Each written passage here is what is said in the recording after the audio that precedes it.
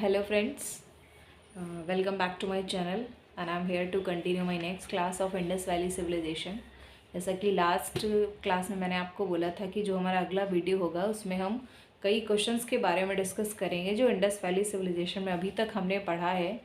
तो एक बार रिमाइंड करते हैं कि क्या क्या चीज़ें हमने पढ़ी हैं और किस तरह का क्वेश्चंस हमारे एग्जामिनेशंस में आता है।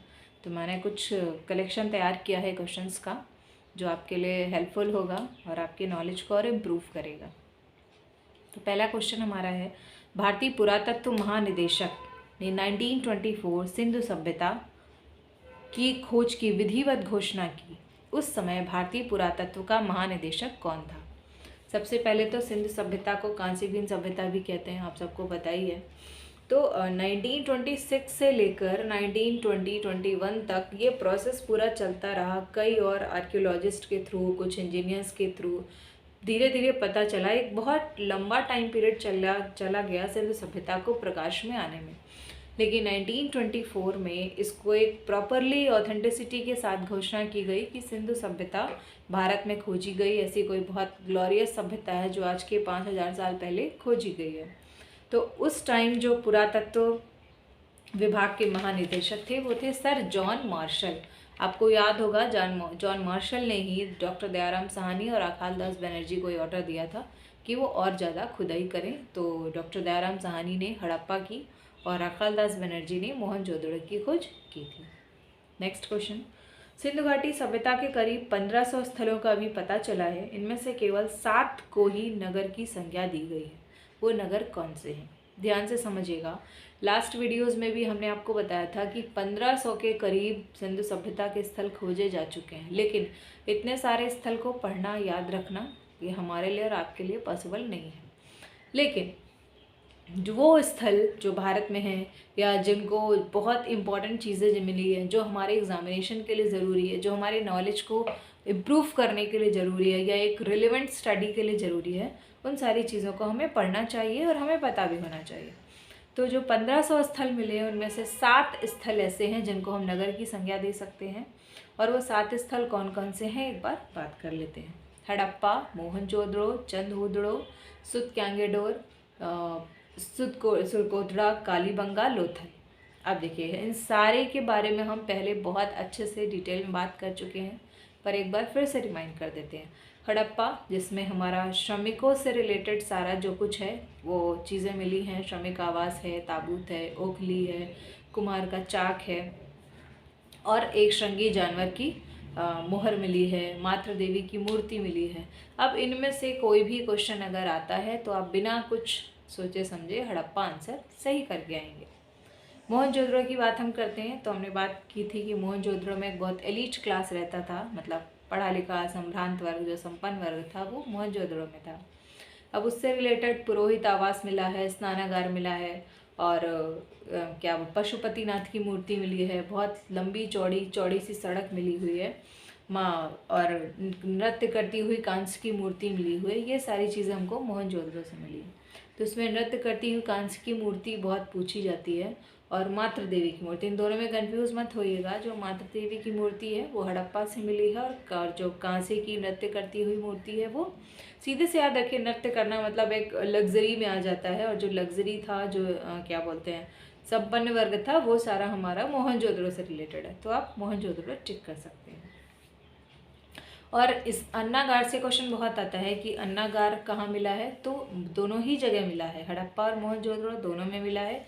लेकिन अगर सबसे बड़ा अन्नागार की बात की जाए या फर्स्ट लार्जेस्ट बिल्डिंग की बात की जाए तो वो अन्नागार होगा, और जो स्नानागार है वो मोहनजोदड़ो का बड़ा है, क्योंकि भाई बहुत बड़े बड़े, जो जैसे आपने अभी भी देखा होगा, बड़े बड़े से बाथरूम, बाथ टब, ये सारी चीज़ें किसके पास होती हैं? जो लोग संपन्न होते हैं, जो लग्जरियस लाइफ जीते हैं। तो ऐसे आप कनेक्ट कर सकते हैं, जो स्नानागार है बड़ा वो मोहनजोदड़ो से मिला है और जो अन्नागार है वो हड़प्पा से मिला है। लोथल सी पोर्ट है, सब जानते हैं कि एक बंदरगाह मिला है जहाँ से हमें पारस की मोहरें मिली हैं, अग्निकुंड मिला है, चावल के साक्ष्य मिले हैं, कालीबंगा से काली चूड़ियाँ मिली हैं और अग्निकुंड वहाँ से भी मिला है, और मिट्टी क्या बोलते हैं, खिजुते हुए खेत का साक्ष्य मिला हुआ है। ये सारी चीज़ें हमें कालीबंगा से मिली हैं। सुतक्यांगेडोर एक पश्चिमी बंदरगाह मिला है जहाँ से हमें दूसरे देशों से व्यापार करने के साक्ष्य मिले हुए हैं। सुध कांगेडोर से हमें सुध कोटड़ा से हमें घोड़े की अस्थियों के साक्ष्य मिले हैं, और लकड़ी की कुल्हाड़ी भी मिली हुई है। तो ये सारी चीज़ें एविडेंस अगर आपके दिमाग में रहेगा तो इनमें से कुछ भी क्वेश्चंस आपके लिए आता है, then it will be easy for you. Next question की हम बात करते हैं, मोहनजोदड़ो के लोग मुख्यतः किस प्रजाति के माने जाते हैं। बहुत अच्छा और इंटरेस्टिंग क्वेश्चन है, और अच्छे खासे जो एक लेवल के एग्ज़ाम होते हैं उसमें आता भी है। तो मोहनजोदड़ो के लोग मुख्यतः भूमध्य सागरीय प्रजाति के थे। ये क्वेश्चन अपने दिमाग में रखिएगा या रट लीजिएगा, बहुत अच्छा और इम्पॉर्टेंट क्वेश्चन है, छूटना नहीं चाहिए। तो मोहनजोदड़ो के लोग किस प्रजाति से संबंधित थे, तो भूमध्य सागरीय प्रजाति से संबंधित थे।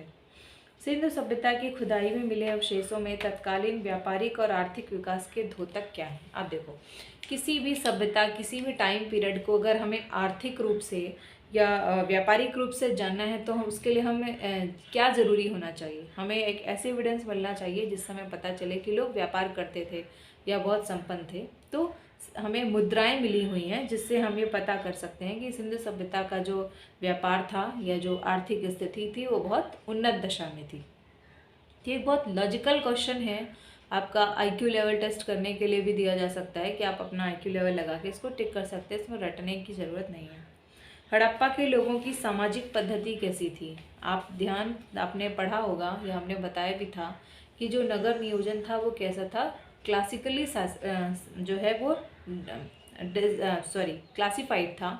मतलब कि एक एरिया जो था वहाँ पर मैंने बताया था श्रमिक आवास हड़प्पा से मिला है, तो जो श्रमिकों का घर था या उनका रहने की व्यवस्था अलग थी। पुरोहित आवास मोहनजोदड़ो से मिला है, तो आप ऐसे भी आइडिया लगा सकते हैं उन लोगों के रहने की जगह, उनका रहने का स्थान, उनका सब कुछ थोड़ा अलग था। लेकिन अगर हम वर्ण व्यवस्था की बात करें तो सिंधु सभ्यता में वर्ण व्यवस्था का कहीं पर कोई जिक्र नहीं है, हमें नहीं मिला हुआ है कि जाति के आधार पर कोई भी क्लासिफिकेशन हुआ हो। लेकिन क्लास डिफरेंस से इनकारा नहीं जा सकता है। क्लास डिफरेंस मतलब जो अमीर लोग थे और जो गरीब लोग थे, जो मध्यम वर्गीय, निम्न वर्गीय, इससे आप उसको इग्नोर नहीं कर सकते हैं, ये था। इसीलिए हमको मोहनजोदड़ो से पूरा का पूरा एक शहर मिला हुआ है। वही शहर आप आज की डेट में भी आप देखिए ना कि जो बहुत हाईटेक सिटी है वहाँ पर उन लोग अच्छे ही फैमिली के होते हैं या अच्छे बैकग्राउंड से होते हैं, और बहुत जो इंटीरियर गांव के लोग हैं उनका रहन सहन उतना अच्छा नहीं होता है, उनके पास उतना पैसा नहीं होता है। तो उसी तरह से आप इसको भी समझ सकते हैं। लेकिन वहाँ पर वर्ण व्यवस्था का कोई भी वर्णन नहीं है, लेकिन हाँ क्लासिक डिफरेंस था। तो इसका आंसर हिंदी में दिया हुआ है उचित समतावादी। तो आपको ध्यान रखना है, समतावादी मतलब क्लास के आधार पर जो है वो बांटा गया था, नॉट वर्ण के आधार पर। नेक्स्ट क्वेश्चन हम बात करते हैं, हड़प्पा की मुद्राओं के निर्माण में मुख्य रूप से किस द्रव्य का उपयोग किया गया। बहुत अच्छा और इम्पोर्टेंट क्वेश्चन है। हड़प्पा सभ्यता से जो हमें मुद्राएं मिली हैं वो ऑप्शन में आपको सोना, चांदी, तांबा, टिन सब दे रखा होगा, लेकिन दिमाग आपको लगाना है कि उस टाइम की जो मुद्राएं थी वो टेराकोटा से बनी थी। टेराकोटा क्या होता है, हमने आपको बताया था टेराकोटा क्या होता है। जो पकी हुई मिट्टी होती है उसको हम टेराकोटा बोलते हैं। तो मिट्टी को पकाकर जो मुद्राएं बनाई जाती थी उसको टेराकोटा बोला जाता था, और मुद्राएं टेराकोटा की बनी होती थी। तो आपको दिमाग में रखना है कोई धातु की मुद्राएं नहीं थी, टेराकोटा की बनी हुई मुद्राएं थी। ठीक, नेक्स्ट क्वेश्चन में आते हैं। हड़प्पा के टीले के विषय में सर्वप्रथम जानकारी 1826 में चार्ल्स मैसन ने दी थी, ये हम बात कर चुके हैं। इसके पूर्वी टीले को नगर टीला और पश्चिमी टीले को क्या कहा जाता था। सो सिंपल, देखो इतना लंबा चौड़ा आपको डिटेल दिया है लेकिन आंसर बहुत ही छोटा और बहुत लॉजिकल आंसर है कि जो इसका पूर्वी टीला में बताया था, जो नगर नियोजन था, इसका आंसर आपको पहले वाले क्वेश्चन से मिल जाएगा। उसमें क्या था, नगर को ऐसे बनाया गया था कि बाहर का जो एरिया था वहाँ पर मतलब नगर में रहने वाले जैसे कि जो बहुत संभ्रांत लोग हैं, जो संपन्न लोग हैं, उनको आगे बिठा दिया जाता था, मतलब आगे रहने की उनकी व्यवस्था थी। उसी जगह जो पश्चिमी टीला था, जो पश्चिमी जो दूसरी तरफ का एरिया था, वहाँ पर कॉमन लोग रहते थे, सैनिक रहते थे, श्रमिक रहते थे। तो ये उनसे रिलेटेड जगह का स्थान है। तो अब ऑप्शन में आपको क्या देगा, ऑप्शन में दुर्ग टीला, मतलब दुर्ग की जो रक्षा करते हैं, दुर्ग के साइड में जो रहते हैं उन लोगों के रहने का स्थान था। तो जो पूर्वी एरिया था वो नगर टीला था, जहाँ पर संभ्रांत और संपन्न लोग रहते थे। जो पश्चिमी एरिया था वो हमारा नगर टीला था, क्योंकि जितने भी शहर मिले हैं वो सारे दुर्ग बंद मिले हैं, मतलब कि कहीं ना कहीं लोगों को बाह्य आक्रमण का या अपनी सुरक्षा का, हर कोई अपनी सुरक्षा के लिए केयरफुल होता है, तो अपनी सुरक्षा के लिए उन्होंने दुर्ग का निर्माण कर रखा था। और सिर्फ चंदहुदड़ो एक ऐसा जगह है, एक ऐसी स्थल मिला है जहाँ पर कोई भी दुर्ग हमें नहीं मिलता है, लेकिन बाकी सारी जगहों से हमें दुर्ग सहित सारी जगह मिली हुई है। नेक्स्ट क्वेश्चन, यानी पूर्वी टीला, फिर से एक बार बता देती हूँ, पूर्वी टीला जिसको हम नगर टीला कहते हैं, और जो पश्चिमी टीला उसको दुर्ग टीला। नेक्स्ट क्वेश्चन, हड़प्पा के सामान्य आवास क्षेत्र में R37 नामक कब्रिस्तान मिला है। हम लास्ट टाइम बात भी कर चुके हैं। इस कब्रिस्तान से एक ताबूत भी मिला है। ताबूत आप जानते होंगे, लकड़ी का बना हुआ एक बड़ा सा बॉक्स होता है जिसमें डेड बॉडीज़ को रखा जाता है और दफनाया जाता है। तो वो जो डेड बॉडीज रखने का जो ताबूत है, वो क्वेश्चन पूछा गया है, वो जो ताबूत मिला किस लकड़ी का मिला है। बहुत इंटरेस्टिंग क्वेश्चन, आपको जान के अच्छा लगेगा और याद भी रहेगा। तो जो ताबूत मिला है वो देवदार की लकड़ी का, देवदार का पेड़ आपने सुना होगा, जहाँ पर बहुत क्या बोलते हैं, पानी कम होता है, उस जगह देवदार का वृक्ष उग जाता है, और उसमें देवदार की लकड़ी का, क्योंकि बहुत मजबूत होती है वो लकड़ी, बहुत एक लंबे टाइम तक देवदार के पेड़ को पानी वानी की बहुत ज़रूरत नहीं होती है।